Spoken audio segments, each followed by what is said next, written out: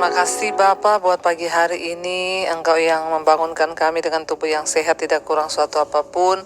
Berkati Bapa setiap hari ini untuk kami boleh berjalan dalam kebenaran dan dalam kekudusan Tuhan.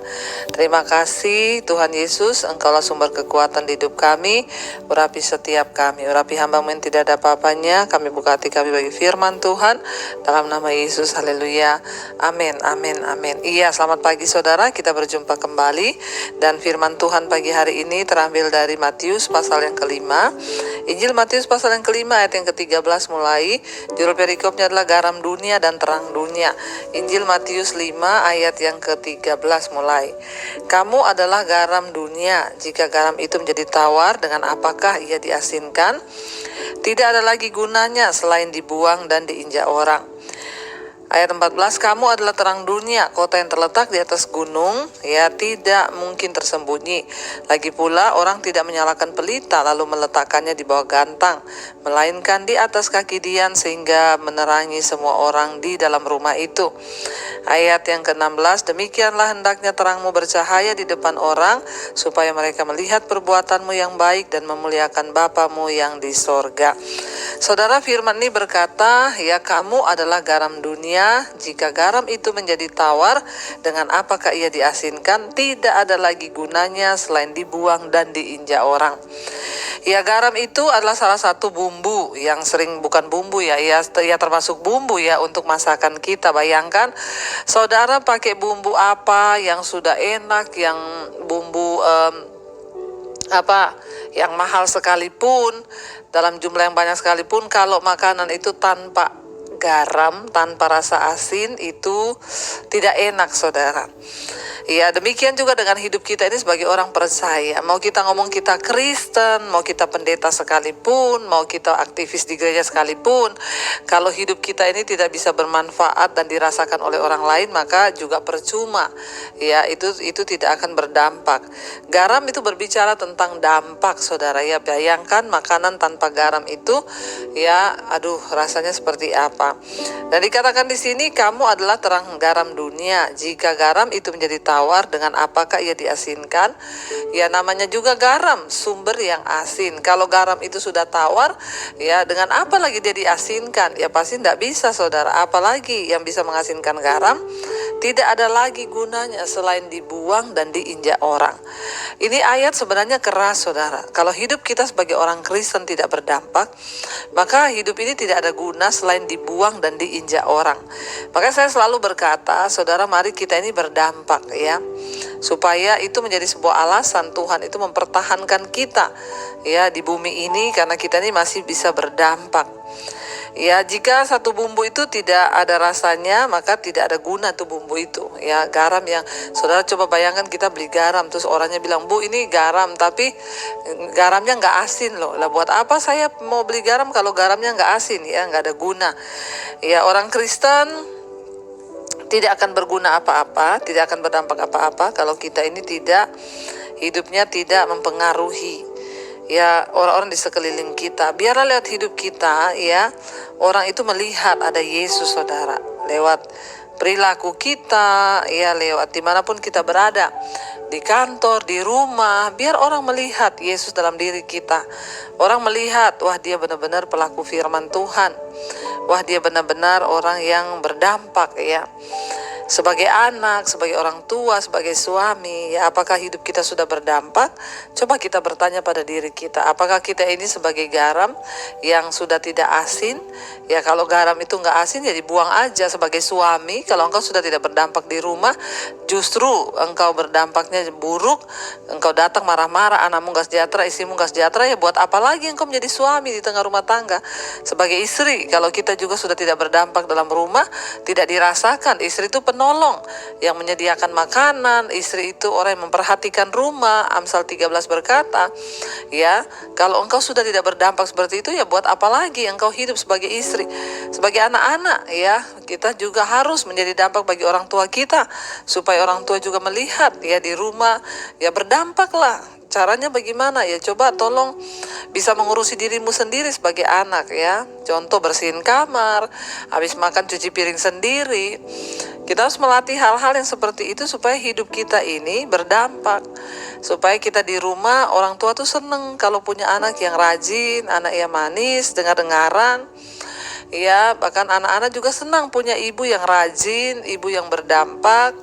Ya, sebagai suami juga akan senang. Ya, kalau anak istrimu akan senang kalau engkau jadi suami yang membawa dampak yang baik. Ya, jadi kalau hidup kita ini sebagai Kristen sudah tidak berdampak, ya lebih baik dibuang dan diinjak orang. Ya, kamu adalah terang dunia. Kota yang terletak di atas gunung itu tidak mungkin tersembunyi, kata firman Tuhan. Pasti terlihat. Jadi hidup kita ini terlihat. Kita tidak bisa menyembunyikan buah-buah roh dalam hidup kita. Ya, ketika kita ini menjadi dampak, menjadi terang, maka tidak bisa ditutupi. Orang akan melihat hidup kita dan berkata, wow, hidupnya itu benar-benar ya jadi dampak. Jadi hati-hati saudara ya, supaya kita ini ya jangan sampai ya hidup kita ini justru tidak terlihat, tidak berdampak. Jika kita sungguh-sungguh hidup bagi Kristus, maka kita tuh pasti akan bersinar seperti pelita. Kita membantu orang yang lemah, kita menolong orang yang lemah, kita ya mendoakan orang yang sudah ya tidak berdaya. Di lingkungan kita, nggak usah bicara yang jauh-jauh, di sekeliling kita yang kita jumpai, yang kita temui. Ya, jangan sampai kita membiarkan dosa itu meredupkan terang. Apa yang membuat terang itu redup? Ya dosa, kegelapan nggak bisa bersatu dengan terang. Waktu kita hidup dalam firman, hidup kita terang. Dan itu nggak bisa disembunyi terang itu. Sebaliknya ketika kita hidup dalam dosa ya gelap. Ya, hidup kita tidak terlihat, tidak berdampak. Yesus bilang kamu adalah terang dunia ya. Orang itu menyalakan pelita, ditaruh di tempat di atas supaya bisa menerangi hidup orang lain. Ya, saya bersyukur kalau sampai hari ini ya Tuhan juga bisa memakai ya saya sebagai orang menyampaikan firman Tuhan. Ya, lewat dampak firman Tuhan yang dialami banyak orang, mereka datang berkata kami berubah, kami bertobat ya. Itu benar-benar anugerah karena saya mau. Ya, dari awal saya bertobat, saya berkata Tuhan pakai hidupku untuk saya juga bisa menceritakan apa yang Yesus lakukan dalam hidup saya, pertobatan yang saya alami.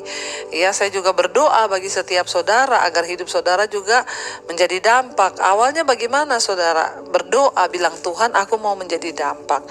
Aku mau bertobat biar aku menjadi terang, sehingga terang itu bercahaya depan semua orang. Sehingga apa saudara? Firman Tuhan berkata ayat yang ke-10 ini, demikianlah hendakmu, demikianlah hendaknya terangmu bercahaya di depan orang supaya mereka melihat perbuatanmu yang baik dan memuliakan Bapa kita yang di sorga. Biarlah senantiasa kita ini terus ya ada dalam perkenanan Tuhan, supaya hidup kita memuliakan Tuhan, supaya orang melihat dan memuliakan Bapa kita yang ada di sorga. Iya, mari saudara kita akan terus berdoa supaya Tuhan pakai hidup kita menjadi dampak. Ya, supaya nama Tuhan tidak dihujat dari hidup kita, tetapi nama Tuhan dimuliakan. Mari datang pada Tuhan saudara, kita mau renungkan firman ini biar hidup kita boleh menjadi dampak bagi banyak orang. Kita katakan di hadapan Tuhan, selagi kita hidup, selagi kita masih ada kesempatan, biar kita boleh menjadi dampak, menjadi terang bagi banyak orang di sekeliling kita. Katakan bersama pujian ini di hadapan Tuhan. Oh Tuhan, pakailah hidupku selagi aku masih kuat. Bila saatnya nanti ku tak berdaya lagi, hidup ini sudah jadi berkat. Lebih lagi katakan, oh Tuhan, pakailah hidupku selagi aku masih kuat. Lagi aku masih kuat. Bila saatnya nanti Tuhan, bila saatnya nanti ku tak berdaya lagi, hidup ini sudah jadi berkat. Terima kasih Bapa, berkati semua anak-anak-Mu, mereka yang setia Tuhan mengikuti mesbah syukur pagi hari. Tuhan yang terus membangunkan kami untuk kami lebih lagi belajar akan firman-Mu sehingga hidup kami menjadi berkat bagi banyak orang. Kami mau mulai dari keluarga kami terlebih dahulu, rumah tangga kami. Sebagai istri jadikan kami penolong, sebagai suami jadikan kami imam yang benar, sebagai anak-anak juga jadikan kami Tuhan sebagai buah anggur yang manis dinikmati oleh orang tua kami. Berkati Tuhan setiap keluarga demi keluarga, biar kami boleh hidup dalam takut akan Tuhan. Apa yang kami lakukan menyenangkan hati Tuhan dan mempermuliakan Bapa di sorga. Baik kami di rumah, di kantor, di sekolah, di kampus, dimanapun kami berada, jadikan hidup kami menjadi berkat. Ampuni kalau selama ini kami tidak menjadi berkat Tuhan. Kami mau belajar mulai hari ini menjadi berkat. Tuhan berkati setiap anak-anak-Mu yang bekerja, kuliah, sekolah. Tuhan sertai perjalanan mereka hari ini, jauhkan dari segala mara bahaya, kecelakaan. Tuhan juga memberkati Bapa untuk setiap anak-anak-Mu yang hari ini berulang tahun. Tuhan tambahkan umur panjang di tangan kanan, kekayaan hormat di tangan kiri. Biarlah kedewasaan rohani juga mengikuti. Tuhan menyertai, memberkati setiap yang sakit hari ini, yang Kau sembuhkan. Jamah Tuhan, kesembuhan terjadi. Berkati yang berbeban berat hari ini, yang Kau berikan kelegaan, kelepasan. Tuhan berkati bangsa dan negara kami Indonesia. Bapak Presiden Jokowi ada dalam tangan-Mu, bangsa ini juga di dalam tangan Tuhan. Kami percaya hari ini kami lewati dengan penuh sukacita. Tuhan buat berhasil apa yang kami lakukan, agar nama Tuhan dipuji dan dipermuliakan. Mari kita berdoa. Bapa kami, Saudara. Bapa kami yang ada dalam sorga, dikuduskanlah nama-Mu, datanglah kerajaan-Mu, jadilah kehendak-Mu di bumi seperti di sorga. Berikanlah kami pada hari ini makanan kami yang secukupnya, dan ampuni kami akan kesalahan kami, seperti kami juga mengampuni orang yang bersalah kepada kami. Janganlah membawa kami dalam pencobaan, tapi lepaskanlah kami daripada yang jahat. Karena Engkaulah yang mempunyai kerajaan dan kuasa dan kemuliaan sampai selama-lamanya. Mari buka hati dan tangan-Mu, Saudara. Terimalah kiranya berkat dari Allah Bapa, cinta kasih Tuhan Yesus Kristus, penyertaan Allah Roh Kudus menyertai hidupmu mulai hari ini bahkan sampai kali yang kedua Tuhan Yesus datang menjemput kita. Nama kita tercatat dalam kitab kehidupan. Dalam nama Tuhan Yesus yang percaya diberkati Tuhan, katakan bersama amin, amin, amin. Tuhan Yesus memberkati. Shalom dan Immanuel.